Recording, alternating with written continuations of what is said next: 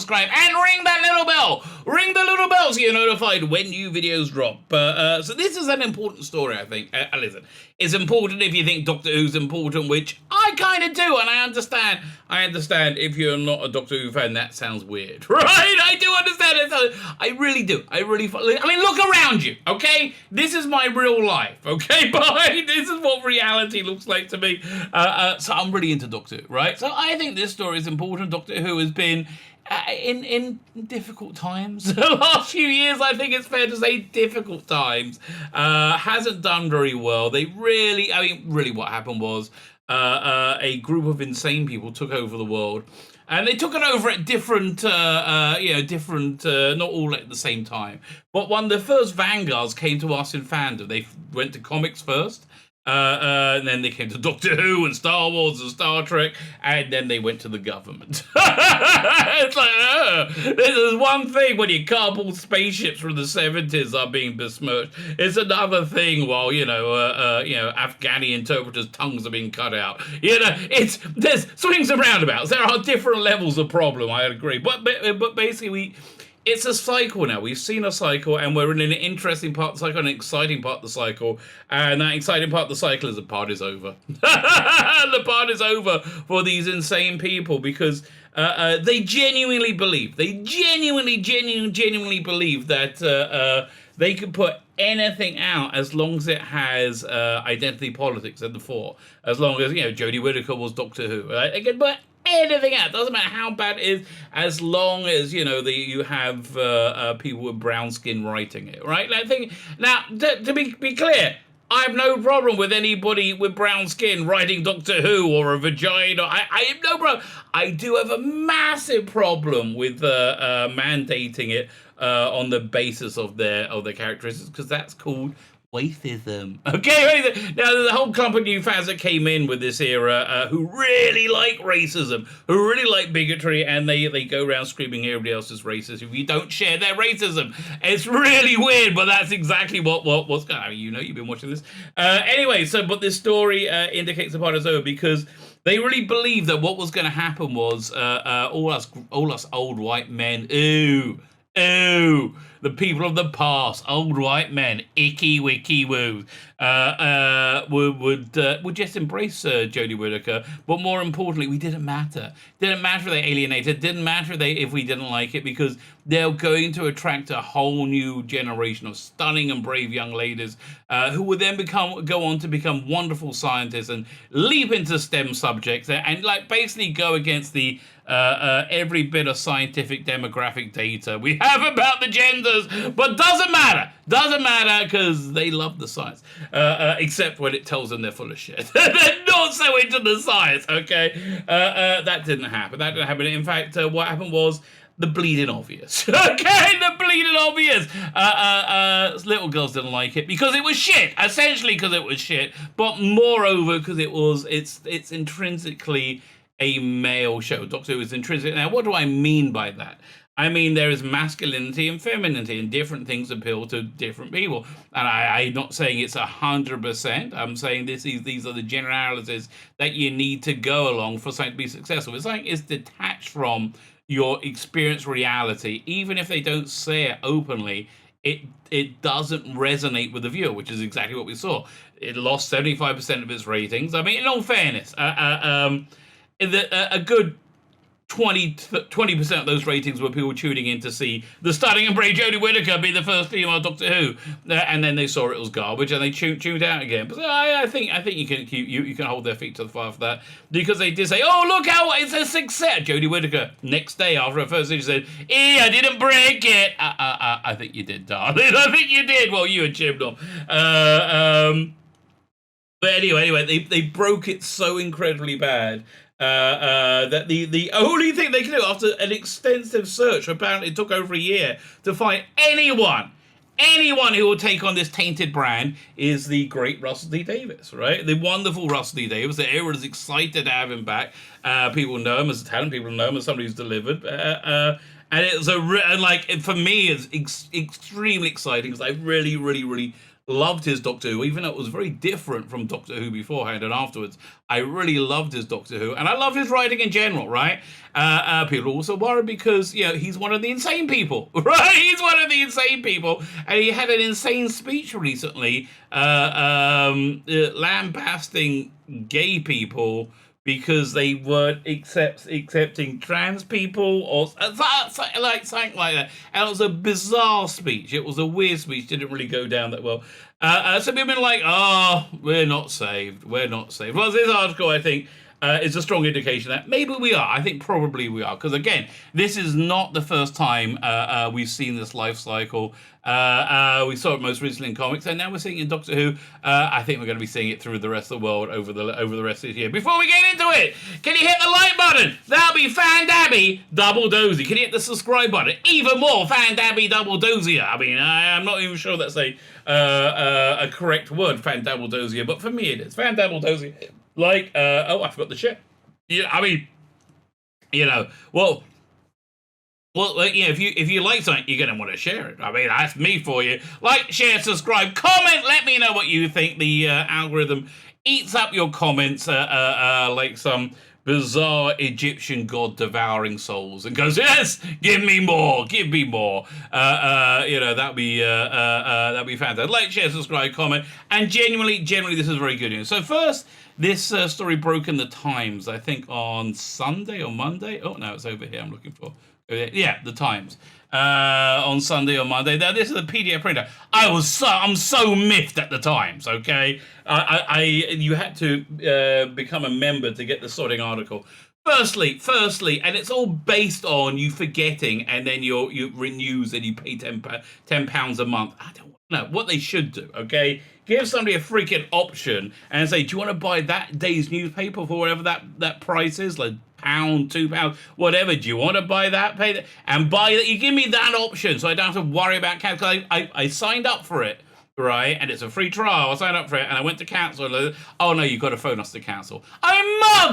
Really, you pain in the sodding ass, right? You pain in the sodding ass.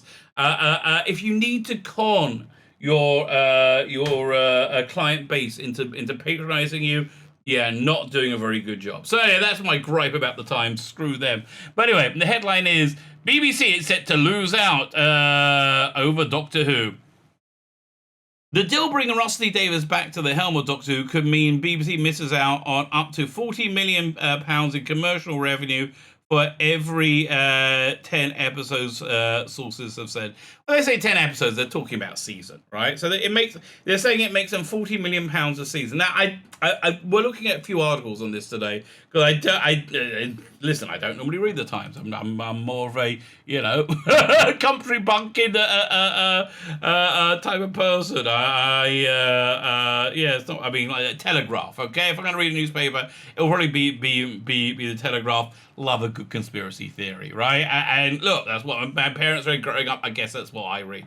The sci-fi series has always been made by the BBC or BBC Studios, the broadcaster's commercial. However, Davies, who rebooted the series, revived in 2005, made his return next year contingent. So this is interesting. This shows you how much juice he has and how little juice the BBC has. Contingent on the transfer of control to Bad Wolf, a production firm based in Wales. This means they have no faith whatsoever in the BBC, right? Zero faith in the BBC's creative management. And this is from somebody who is very much on board with the woke nonsense. I think, it really is very, very on board with it. But again, cursed with talent, right? Rusty Davies is cursed with talent. And I've never met him and never hung out with him, don't know anything about him.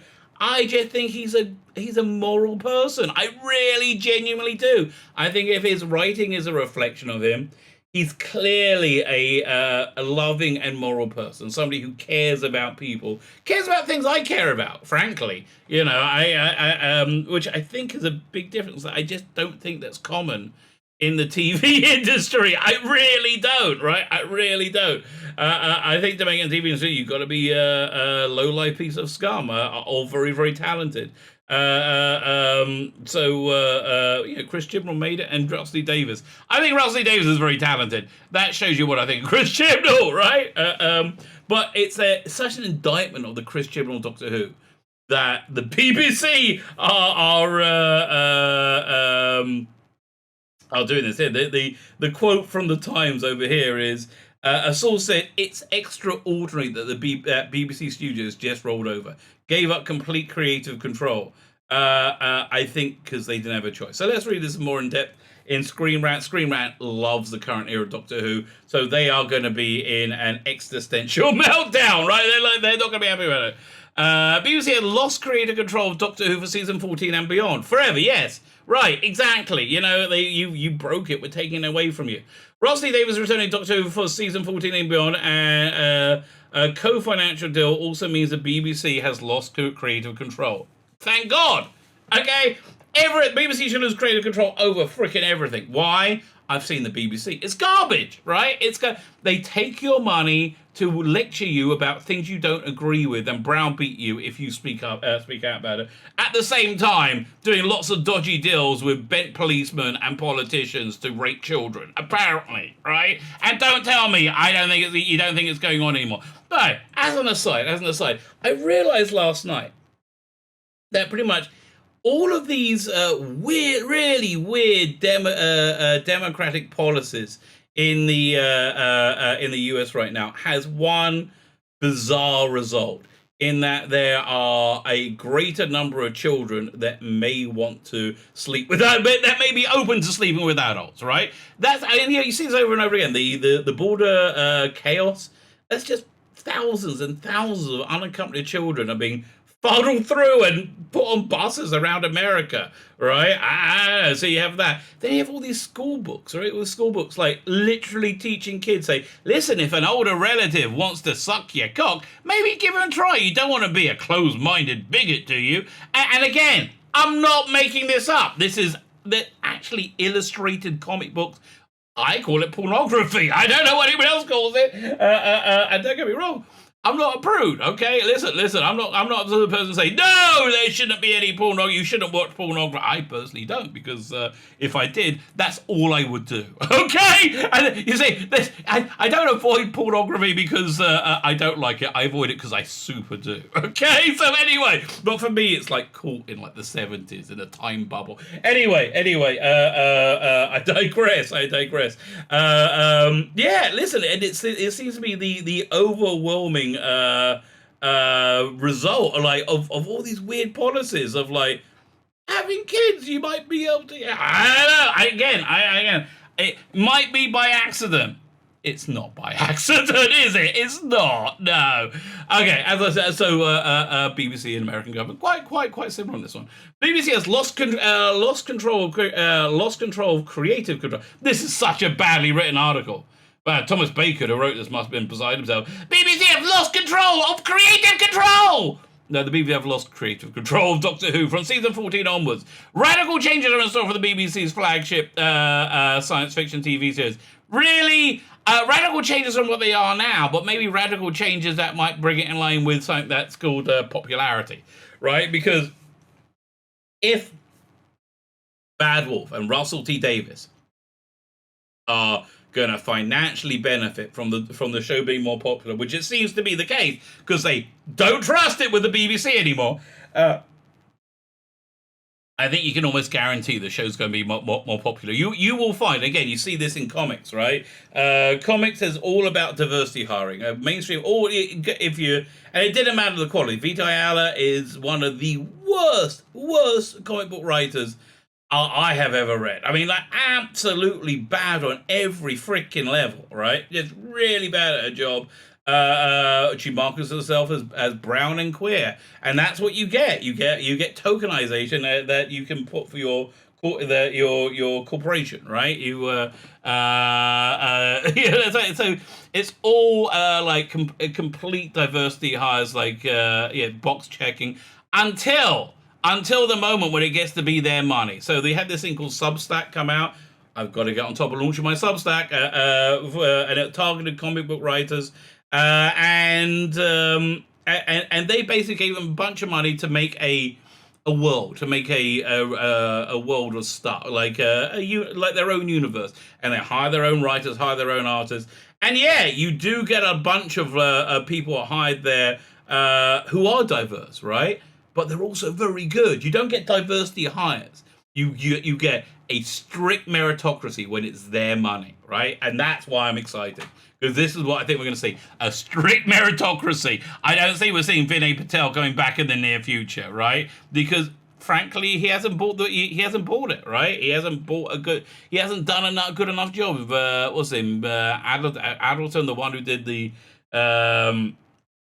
Villa of Dildo or whatever, which I thought was boring garbage. I really did.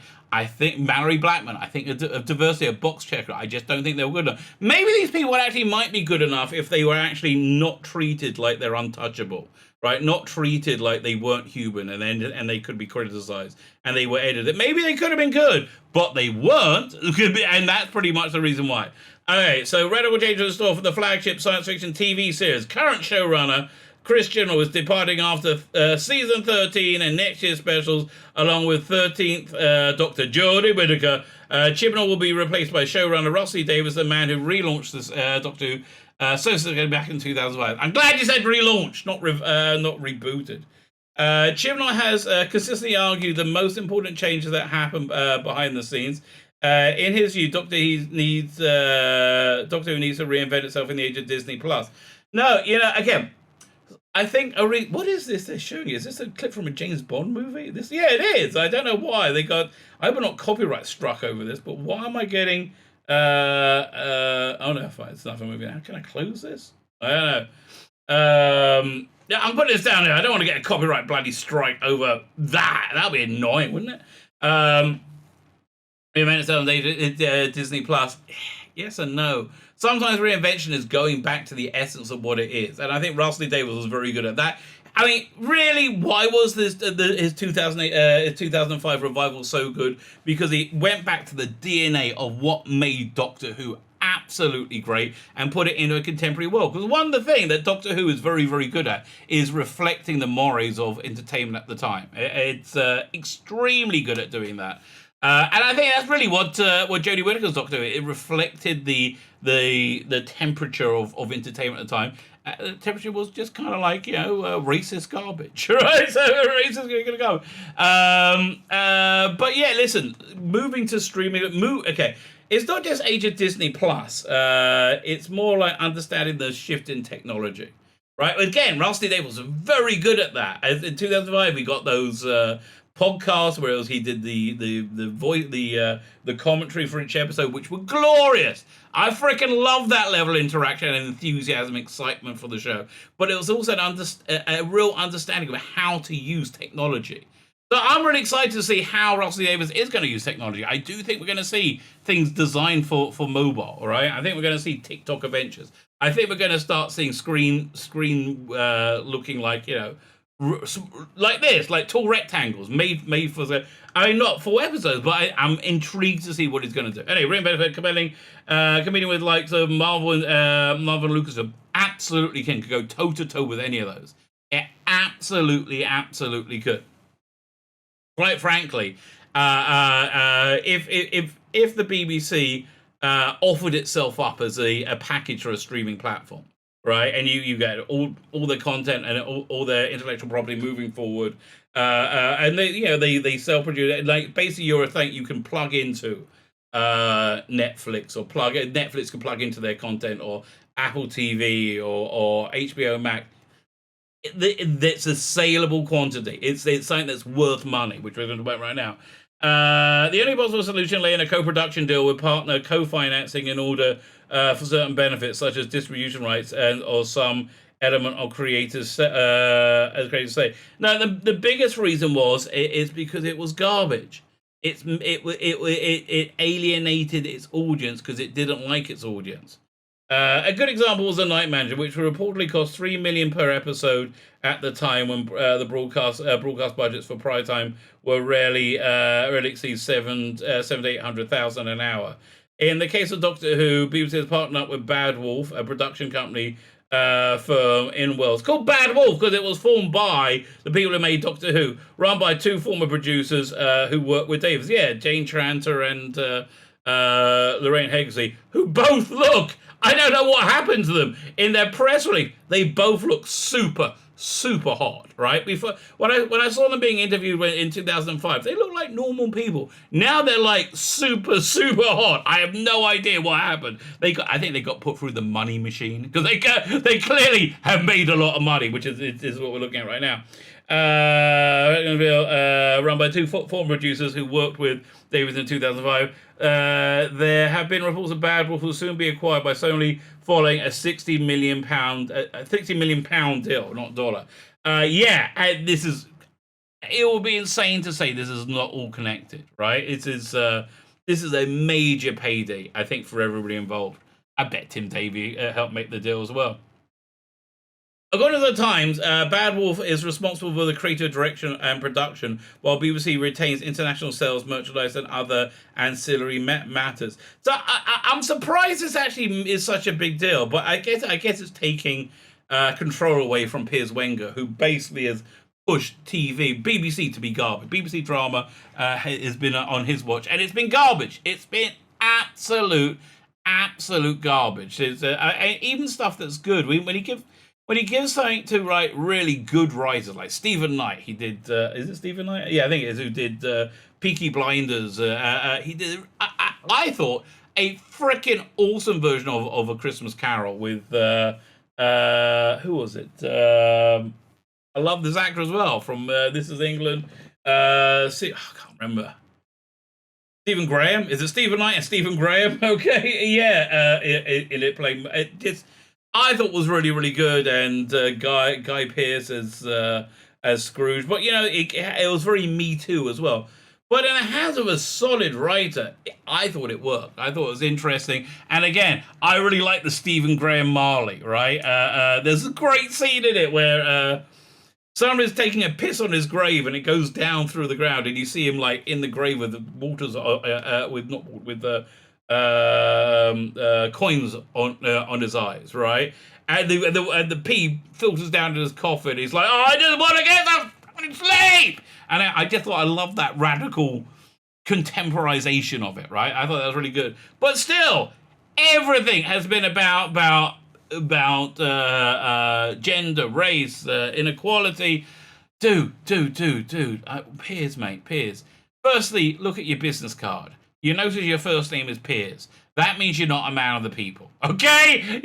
You and Piers Corbyn, right? Neither of you represent, your average bloke goes down the pub. No, neither of you do that. And it's not because you're more virtuous and less racist than them. It's because you're an overeducated piece of shit, basically, who's also a moron. That's why.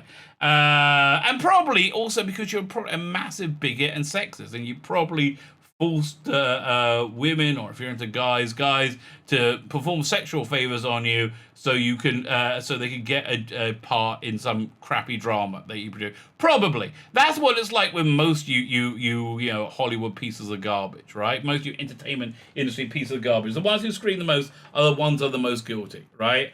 And Piers Wenger has screamed very loudly.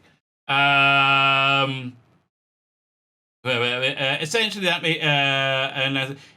means from Doctor Who season 14 onwards, the BBC will no longer have creative control. Which means, was it Julie Sarpong, the director of diversity, has no say.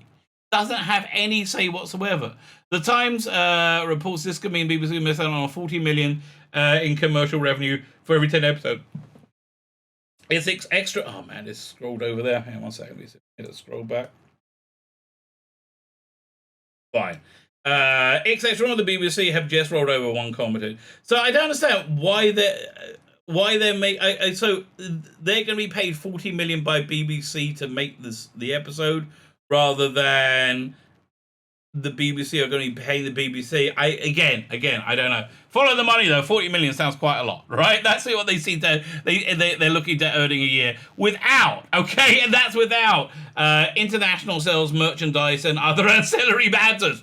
It must make a lot of money, right? Bloody hell, 40 million.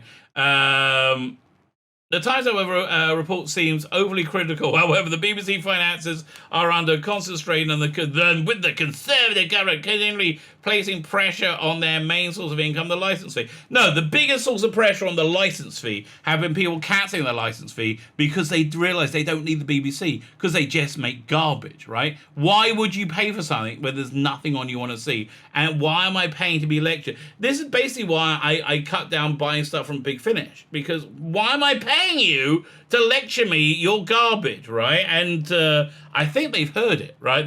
Big Finish are everything they're saying right now is, no, we're back to traditional Doctor Who. It's all fine. Yeah, Ice Warriors, Daleks. Yeah, no wokeness, no wokeness. It's all just Doctor Who. We love stories. They're back to that now. You'll notice that all their woker stuff is vanishing by the wayside. I do hope they turn around, right?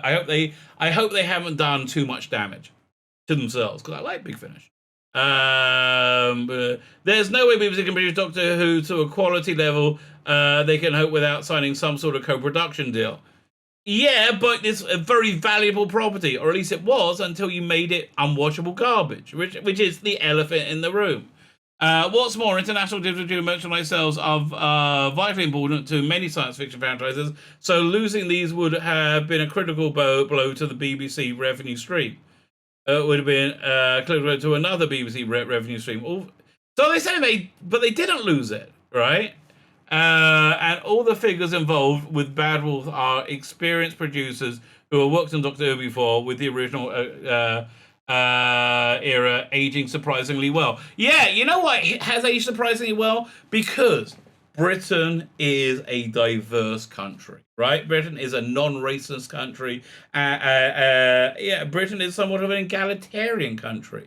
And Britain is, I think, very representative of the rest of the Western world. If you just don't focus on diversity, you get diversity. And we saw that with Russell Davies' Doctor Who. We saw that with Stephen Moffat's Doctor Who. Where we stopped seeing it is when they started forcing diversity into it. When we had to have Bill Potts talk about how much he wanted to munch on carpet, right? For whatever, like when you put that in, it was like, what, why are you bringing this up, you weirdos? With BBC experience, okay. Even the Times estimate the cost is probably an overestimate because it falls it fails to factor in the benefits of bringing back Russell Davies. The BBC would only have agreed something like this if the execs were confident that Russell Davies would dramatically increase Doctor Who's profile. They will, but no, there's two things. You're missing one thing out. Very important thing, right? If they had any choice. Nobody changes direction if they have choice, right? They didn't have a choice. That's why they're changing direction. Radical change. Radical change back, mate, right? Radical change. What nonsense. Will increase under no. It's significant. Yeah, so that 40 million will probably be 80 million, right? They're getting a very sellable product. Plus, people want to buy merchandise again, right? People who want to buy merchandise again. It's significant that, but no, I love that. One of the good things about capitalism is that you get rewarded for doing a good job, right? It's built into the system.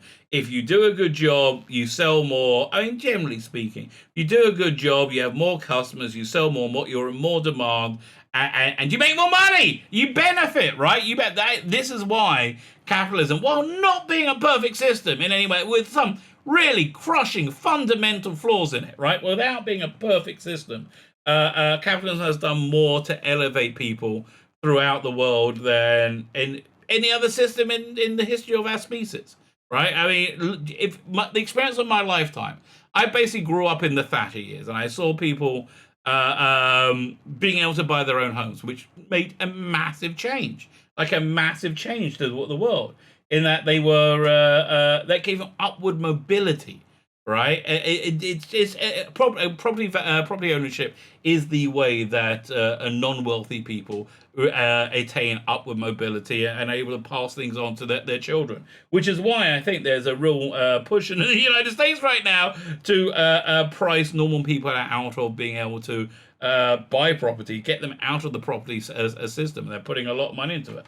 Really weird. I just like, how do you think it's going to work out? Not very good. Back before he signed the return of showrunner, before Bumblebee, Davies reminisced about being ahead of the likes of Marvel, building an entire universe. Yeah, he did that. He absolutely did that. Fine. So I still don't understand how they're missing out on 40 million if BBC are getting international sales. Right, I guess they get paid to make it. I guess so, but let's see if Radio Times can put any.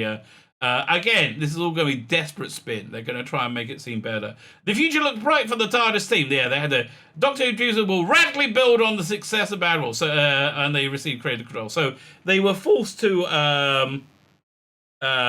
put out a damage control statement. However, BBC Studios counters that it will continue to commercially run Doctor Who with associated properties and hopes that this collaboration with Big Wolf will allow the franchise to be further established as a global brand. Yeah, a spokesman for BBC Studios says, we're incredibly excited about the future of Doctor Who. BBC Studios is ultimately responsible for delivering a show, and the production partnership is about a long-term investment. Yeah, it's just corporate bullcrap. Right? This is just corporate bullcrap. Long-term investment that will radically build on an already huge success of the franchise worldwide. It's just corporate bullcrap. BBC continue to see the budget squeeze part. They're saying they just need money. However, Piers Wenger, BBC's director of drama commissioning, has said that Davies bring Davies one of the least painful decisions. Yes, he's lying. That him being fired was probably painful, right? Which is what essentially happened. I think it's really important to us how much of the partnership with Julie Gardner and Jane Tranter handling the day-to-day running of the show. They are working for and with studios. They're basically in charge. They are in charge. They have a long historic relationship with the show, and Russell added Wenger. There are no bigger fans than the two of them. We also know they know it can make money. Listen, they like Doctor Who, right? Jane Tranter made a good call. Bottom line, she said when she became controller of drama, said we got to get Doctor Who back.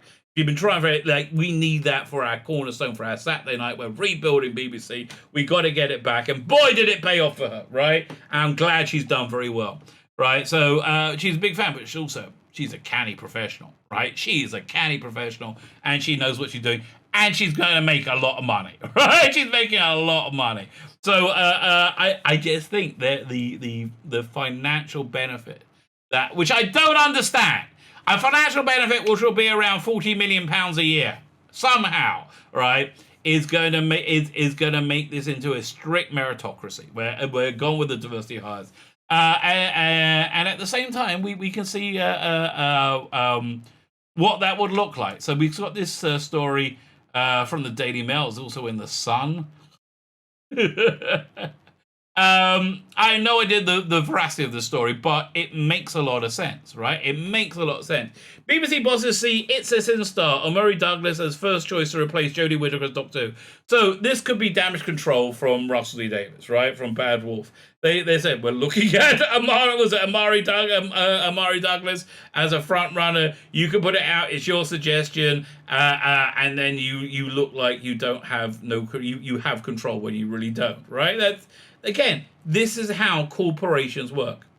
He wowed audiences with Roscoe Bannatyne in It's a Sin this year. So this bloke, he was great. Listen, I think this is good casting, right? I think that I haven't seen him in anything else, but I assume he can play more than a radically flamboyant gay man. Right, I'm assuming he has more of an acting range. And you know why I'm assuming that? Because Russell T Davies needs this show to be a success. Jane Tranter needs this show to be a success. Because they want their 40 million a year, right? And they want it to be more than that. And now, rising star Omari Douglas is reportedly the front runner to replace Jodie Whittaker in her iconic role of the show. An insider told The Sun, Omari the perfect candidate at many levels, including the fact that BBC said they would prefer the Doctor to be played by a non-white white actor. Well, that's no secret. Listen, I like the idea of Patterson Joseph. I think he's a bit too old now. He seems like he could be good casting, right? And I wouldn't be upset with this at all. I would not be upset with this casting. He seems a much more natural fit than somebody like Ollie Alexander. Omri got to know Doctor Who's returning showrunner Rusty Davies while working together on another of his AIDS crisis dramas. He's done one. On his AIDS crisis, on another one of his drama, the AIDS crisis theme. It's a Sin last year. One of the best things on TV last year. They also said he also struck up the kind of close working relationship that helped Christopher Eccleston and David Tennant get sought after the role. Listen, Christopher Eccleston came from Second Coming, and I specifically watched Casanova because I knew that was coming. I knew that was coming out around the time Doctor Who, and I knew that Eccleston was leaving because Eccleston said, "I'm leaving," very, very quickly. So I watched it. Said David Tennant is a shoo-in for the Doctor, and I was right. And he played it exactly like he played Casanova, a little bit less sex. BBC Mail Online has kind of BBC representative comment. It comes after the current Doctor Who, blah blah blah blah blah, wants to keep going. With the role, it comes up revealed there's a part of wants to keep going with the role. No part of us wants you to keep going with the role, right? I can see him as a Doctor. This guy. I mean, again, less lipstick, less gay, being the Doctor. I like it. And the reason I'm really saying less gay is because I think the Doctor works better as a desexualized character, right? I really do, like a friendly character for kids to relate to, right? I think that works out much better. Fine. This is just puff. Jodie Whittaker, Chris on 3 and done. 2022. Very much. I'm still very much the Doctor. Blah blah blah. Yeah, fluff. Okay, this whole thing is fluff. Oh my god. Are you paid? Are you paid by the word? And also TARDIS. TARDIS with like. No. I understand it's an acronym for time, relative dimension, in space. But no. It's you don't write it that way. Anyway, Jodie was first said to have made the decision to leave in January with reports that at the time of the foreign viewerships, which had been declining for 5 years. It'd been declining for 5 years, but it took this little porn right there, this little face, to make it fall off a cliff. It went declining. Looks like this. Jodie Whittaker looks like this. Okay, that's basically what it is. So is he the Doctor? Who knows? An insider said it's a reasonable theory. It's a reasonable theory. He's going on. I've already made the thumbnail for this video. I'm remaking it to put him on. Okay, that's how much a credible theory it is. I'm actually going to a bit of extra work. So there you go. Will Rusty Davies' Doctor Who be good? Yes, I think it's going to be good. Will it be woke? Very probably. Will it be obnoxiously woke and repel you? I don't think so. I don't think so at all. But you know, look, I'm an optimist, mate. It's weird. I call myself an optimist. I'm also talking about the world ending. It seems like it is. I've also been talking about the world ending for last year, but I still think I'm optimistic. So there you go. That's something for you to amuse about. If you haven't subscribed, please subscribe, right? I'm trying to get my subscribers up. That'll be really, really, really nice. Like, share, subscribe, comment. All those are good things. Thank you very much for listening. My name is Tzvi Lebetkin, the Your Rabbi from another planet. Please like, share, and subscribe, and ring that little bell. Ring the little bell so you're notified when new videos drop.